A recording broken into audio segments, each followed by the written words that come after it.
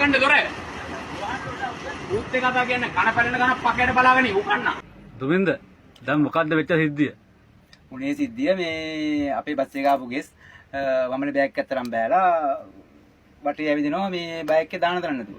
සුසන්ත එකේ අයිති එක්කෙනායි පුතාත් මෙතන හිටියා. පුතා අපි දන්නේ ඉතින් පුතා.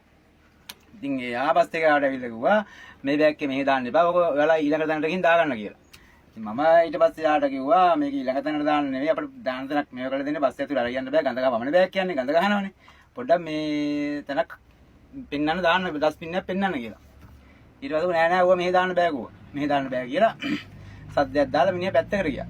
පැත්ත ගියාට පස්සේ මම ඉතින් බස් එක අපේ සහායක මල්ලි කියලා බස් එක ඇතුලේ වමනේ බෑග් එකේ දාලා මම එළියට ආවා. එළියට ඇවිල්ලා ඉන්නකොට මෙයා කිව්වා හරි ඔයාලා හතර දෙනාම උඩාට ගිහින් මොනවා හරි කන්න කිව්වා.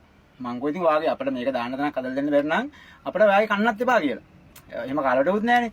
එහෙම කියලා මම බස් එකේ තුල නැග්ගා. නැග්ගාරි මේ ඩ්‍රයිවිං සීට් එක කාඩ විල තමයි දොර කාඩ විල තමයි මට ඔය කුණු හරියෙන් බැනගෙන ගියේ.